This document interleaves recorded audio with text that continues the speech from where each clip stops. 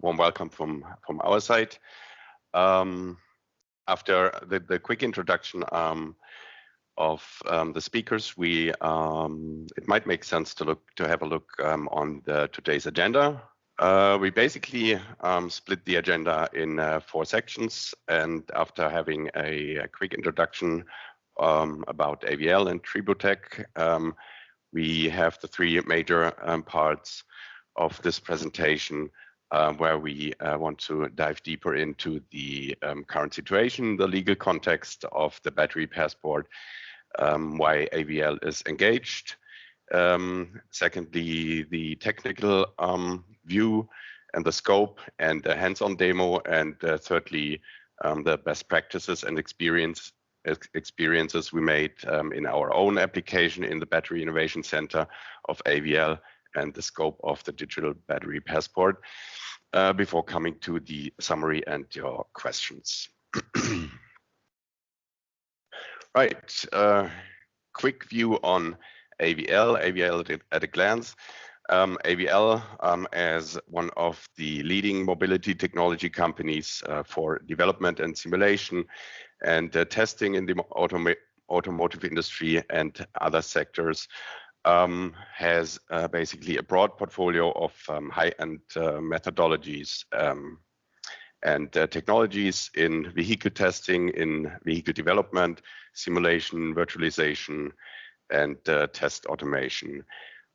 We love being innovative, and our almost 11,000 employees worldwide in 45 tech centers and engineering centers like to support our customers in their mobility ambitions.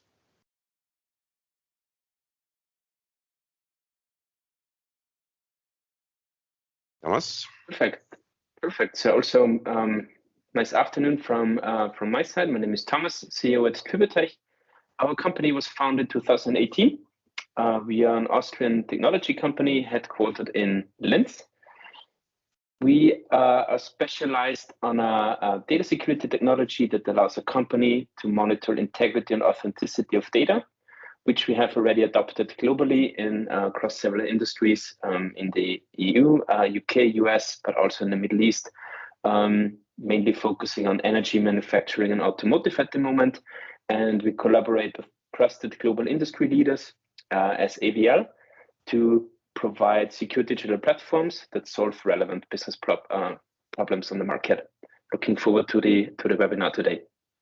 All right, starting off with AVL's vision and mission, and why AVL is engaged in the battery passport and how does it fit to AVL's current activities. And there we see Helmut List thinks, the owner of AVL and the CEO thinks of AVL as a company that basically uses its know-how, its technologies and service portfolio to support green mobility and finally create a world that is climate neutral.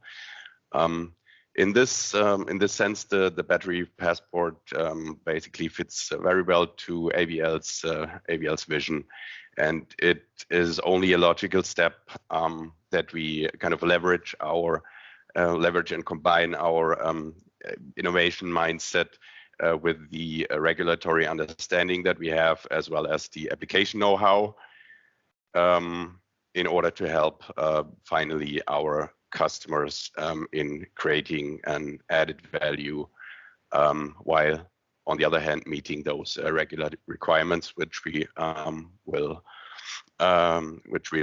touch in a second. So yeah, right.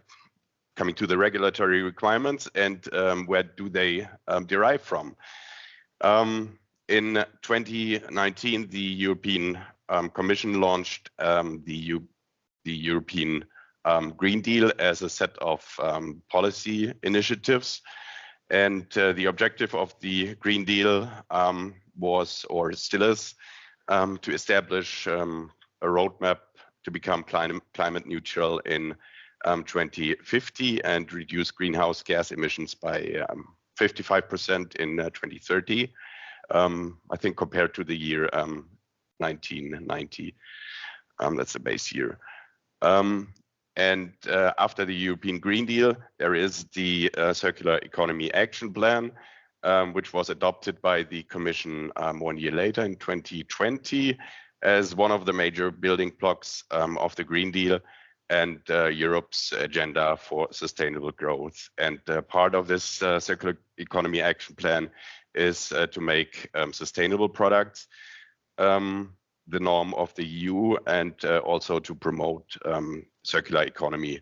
But also very important is to empower consumers and public buyers and ensure less waste. And one important part of this Circular Economy Action Plan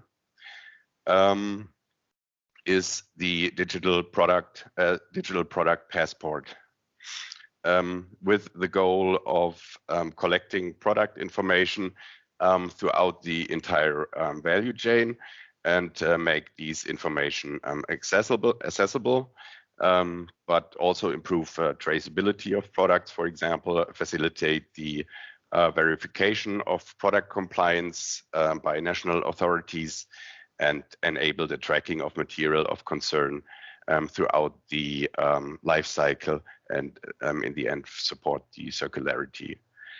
And the battery passport in the end is the first implementation of the digital product passport, and targets at the sustainability and other economic aspects like CO2 footprint, child labor, and human rights. Just one remark at this time.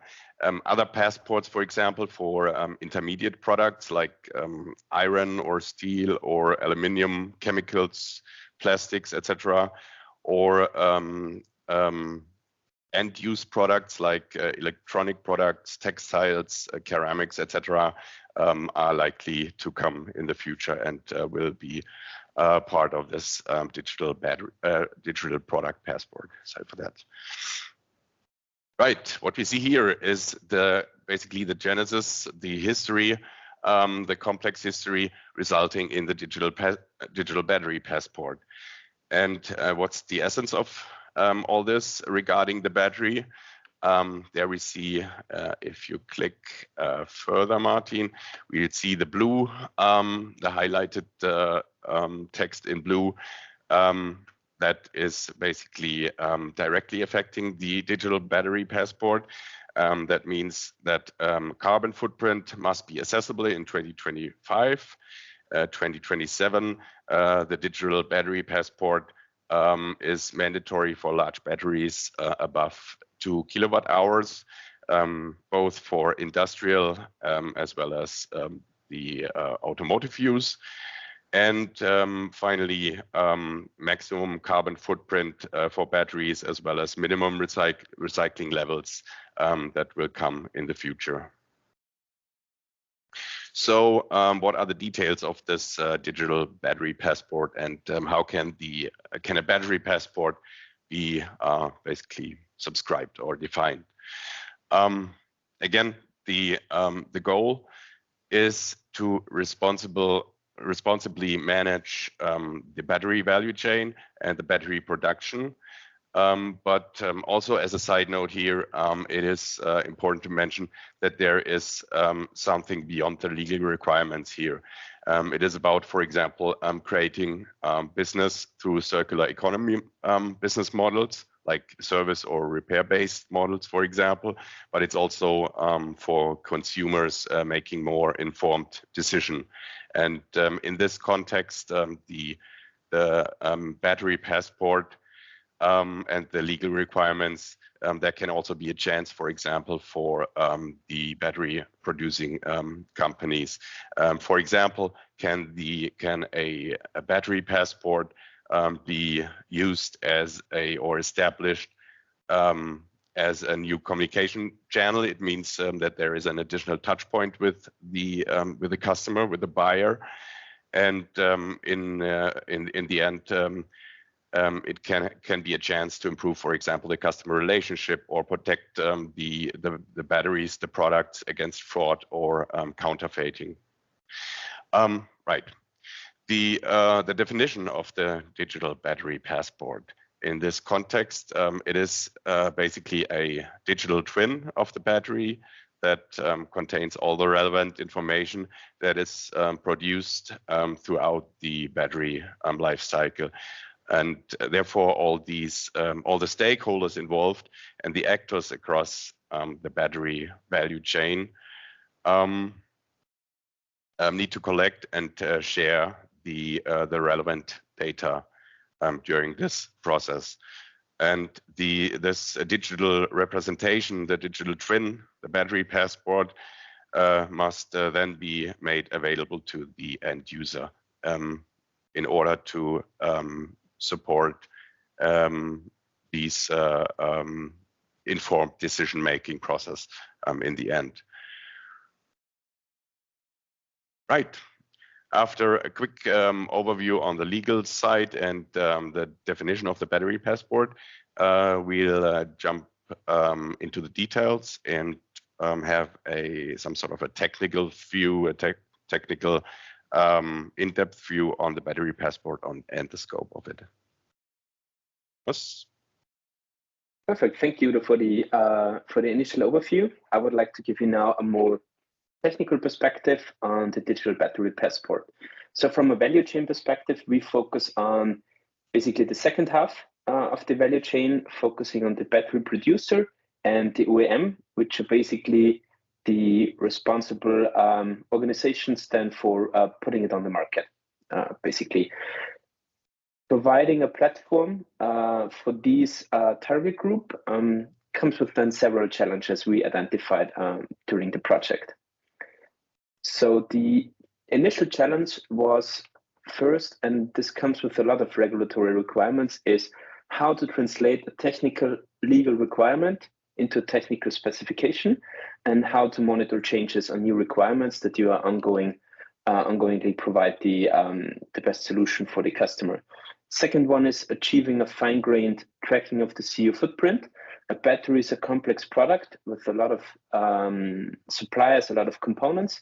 How to really fine granular track and monitor the CO2 footprint and also ensure data quality. Then, due to heterogeneous system landscapes, how to integrate and harmonize data from diverse systems across the value chain. This is a significant complexity we faced in the project, and build on top of that how to ensure the trustworthiness of data and data quality to establish a trust foundation, which allows us then also to prove to third parties and the regulator that the data is actually correct. And if you have everything then now set up, how to automate that on an ongoing basis to include that in the day-to-day processes of the companies. And in the end, of course, if you have several stakeholder requirements who would like to access data or a few different types of data, how to really monitor and manage the access to, on the one hand, meet regulatory requirements, but also focus on data privacy. So here's a high-level overview of the platform architecture. On the bottom layer, you see the various types of data sources the platform can integrate with and can use. First is systems for importing master data, like ERP system, MES system, PLM platforms. Second one is integration of production lines for passport registration, and which is in our opinion very valuable for an clear end-to-end view on the battery lifecycle. Also integrate utilization data during the usage phase of the battery. And on top, you see various ways how customers can then utilize and use the passports. On the one hand, provide white label digital passports to customers. So when they scan the QR code, that they can then get access to the right information. Integrate via APIs, also to support further automation, and also participate in various data ecosystems to enable a smooth data sharing across the value chain.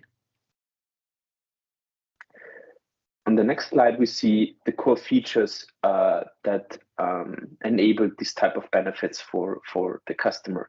One is the product type management, so managing several different product types within the platform, and then the associated passports.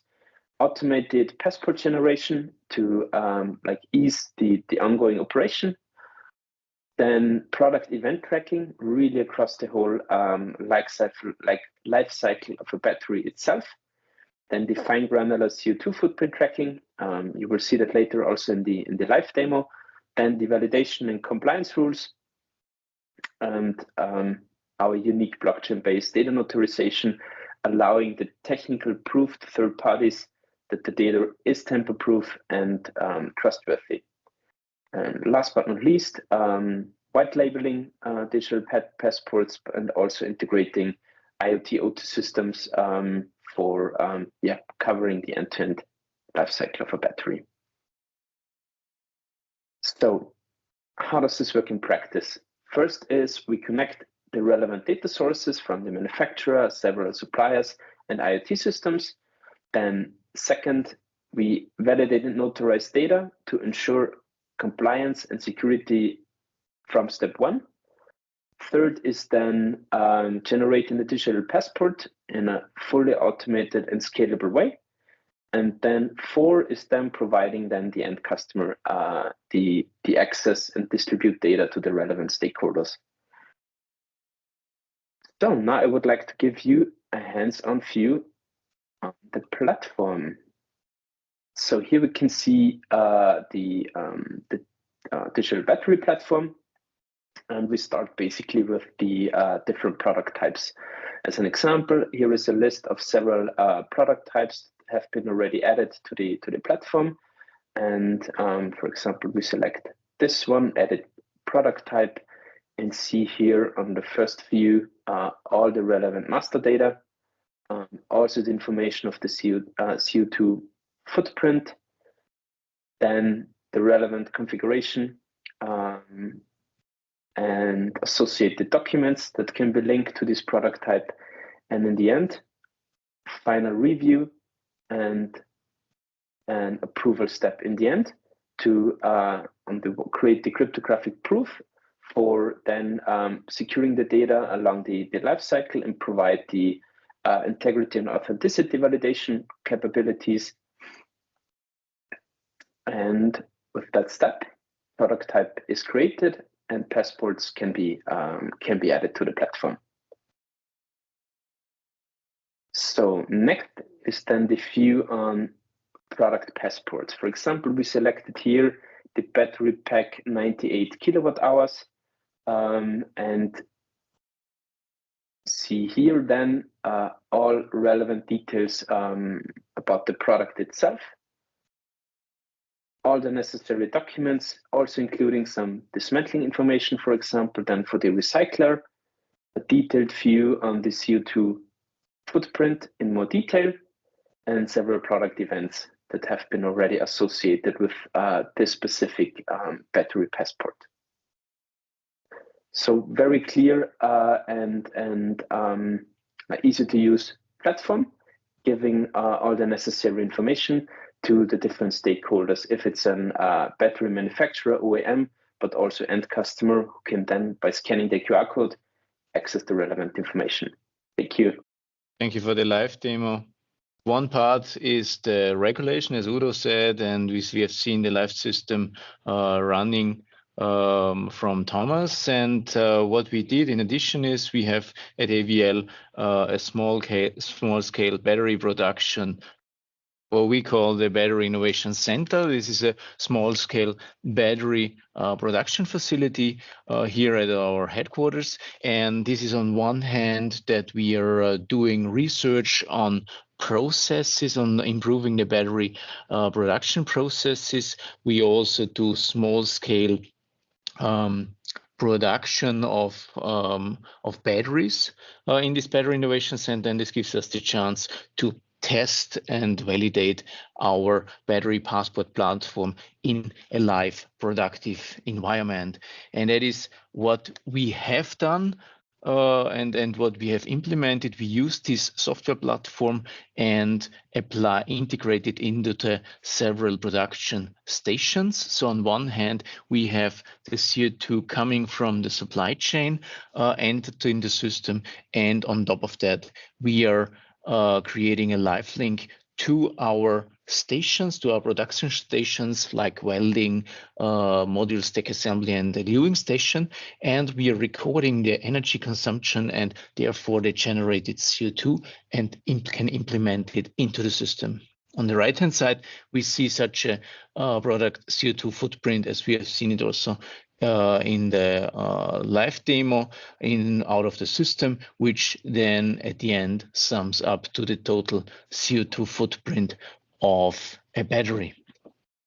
So this you see on the left-hand side, simplified picture of the top view of the Battery Innovation Center, and on the right-hand side, the derived CO2 footprint out of the production process of this Battery Innovation Center. So it's a strong interlink between the live production facility and the software platform.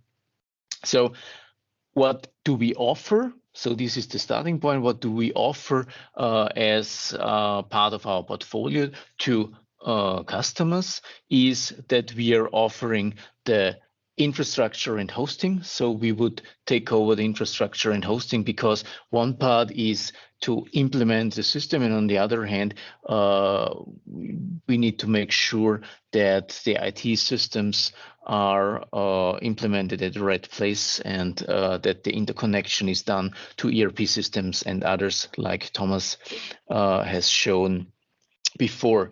What is an important part as a step as well is we offer consulting. So we do an assessment of the CO2 of the battery, so the starting point, the current starting point, which can be then entered into the system.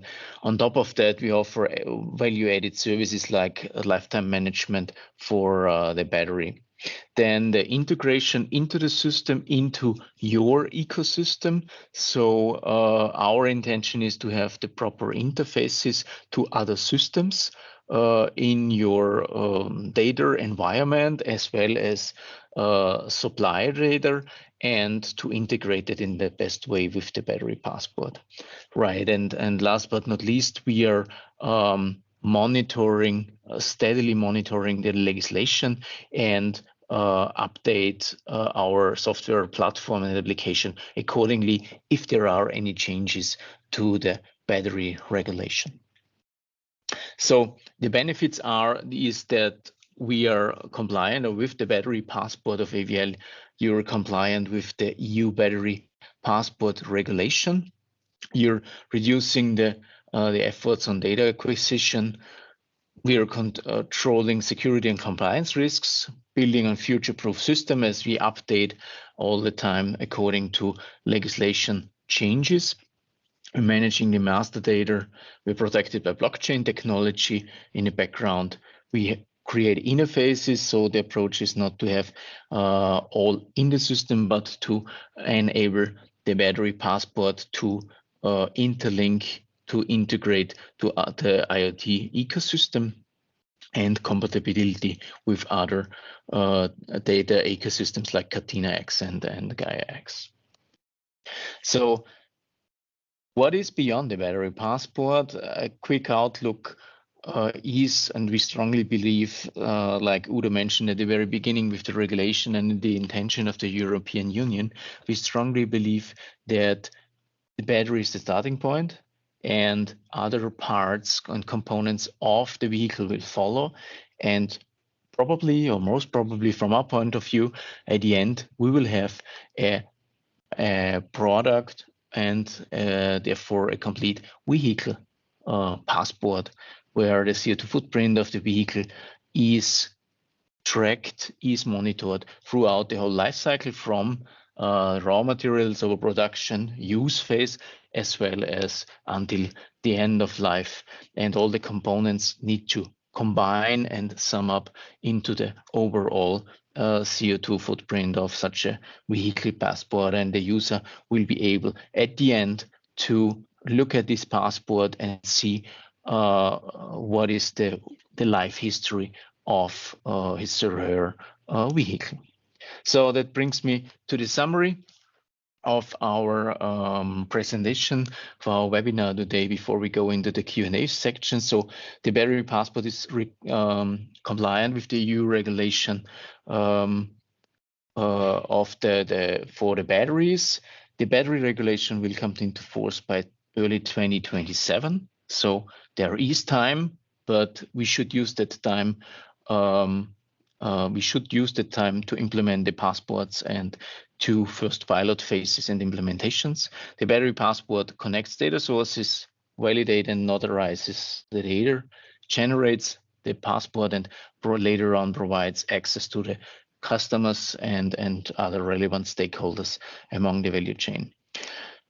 The benefit to go with AVL is we are if we are calculating the CO2 footprint of your battery in a proper way and help you to implement it and later on to reduce it. You can be an early adopter of the regulation and an innovation leader in the battery electric mobility. And as mentioned before, we at AVL have the only fully operational digital battery passport in a productive environment in our Battery Innovation Center. On the right-hand side, feel free to scan the QR code, which leads you to a mobile version of our battery passport to give you a glimpse into the future, how such a battery passport will look at the end for the end consumer. And with that, thank you for listening to the presentation, and we are open for answering your questions. Thank you.